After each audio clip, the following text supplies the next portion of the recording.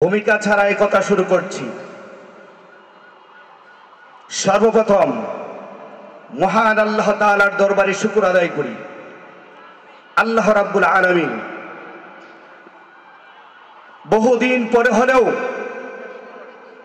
ঐতিহ্যবাহী সরকারি নজরুল কলেজ মাঠে ইসলামী সাংস্কৃতিক অনুষ্ঠানের আয়োজন করার, ব্যবস্থাপনা করার, শ্রবণ করার সুযোগ করে দিয়েছেন।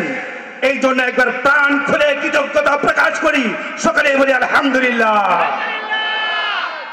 আপনারা জানেন 16 ডিসেম্বর বিজয় দিবস উদযাপন উপলক্ষে যখন ইউনু মহোদয়ের অডিটোরিয়াম রুমে বাস্তবায়ন করার জন্য, বিজয় দিবসকে বাস্তবায়ন করার জন্য প্রোগ্রাম চলতেছিল, কিভাবে প্রোগ্রামকে বাস্তবায়ন করবে, ইউনু মহোদয়ের কাছে পূর্বের নেই এক একজন এক এক প্রস্তাব পেশ করেছিল, গানের প্রস্তাব পেশ করেছিল, বিভিন্ন প্রস্তাব পেশ করেছিল।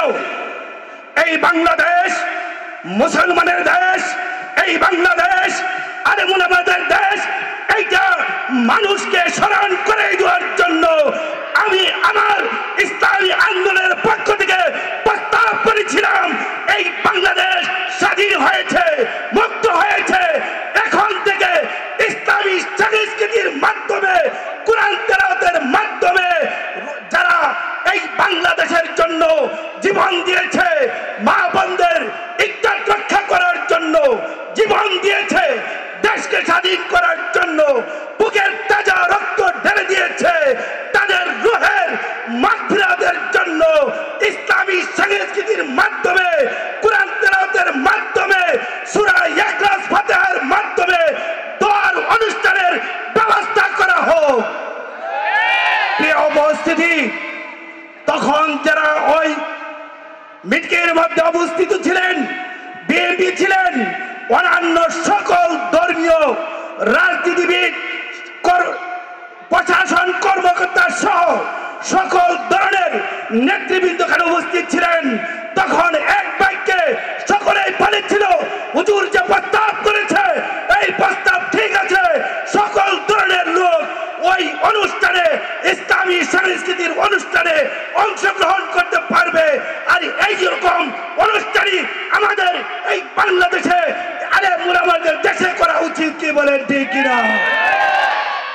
প্রিয় উপস্থিতি, আপনাদেরকে আহ্বান করতে চাই, আপনারা কি এই প্রোগ্রাম আজীবনের জন্য বাজেট করতে চান?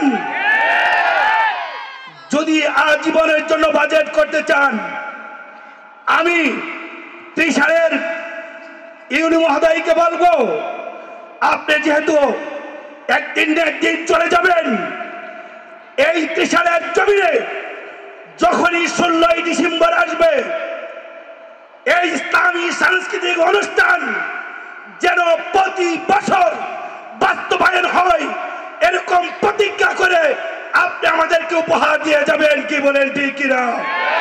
প্রিয় উপস্থিতি, আপনাদেরকে আরো উদারত আহ্বান জানাই। আপনারা জানেন ত্রিশালের প্রশাসন যারা রয়েছেন, তারা আমাদের ত্রিশালকে একটা সুন্দর আদর্শ মডেল করে দিতে চান, যদি আমরা তাদেরকে সহযোগিতা করি, কি বলেন ঠিক কিনা? প্রিয় উপস্থিতি, আপনারা জানেন আমরা ইসলামী সমমনা যে দলগুলি রয়েছি, আমরা যেভাবে একই প্ল্যাটফর্মের মাধ্যমে, একই মঞ্চে যেভাবে আমরা কথা বলতেছি, পরবর্তী সময়ে আমরা একই মঞ্চে থাকতে চাই, কি বলেন ঠিক কিনা? যদি আমরা ইসলামী সমমনা দলগুলি যদি আমরা একই মঞ্চে থাকতে চাই, তাহলে আপনারা জেনে রাখেন, আপনারা সদা সর্বাবস্থায় এরকম প্রোগ্রামগুলি আপনার সমমনা দল থেকে উপহার পাবেন। আর মুসলিম তৌহিদি জনতা এই প্রোগ্রামগুলি পেয়ে তাদের রুহের খুরাক তারা বহন করতে পারবে। ওয়া আখিরু দাওয়ানা আনিল হামদুলিল্লাহি রাব্বিল আলামিন। আসসালামু আলাইকুম ওয়া রাহমাতুল্লাহি ওয়া বারাকাতুহু।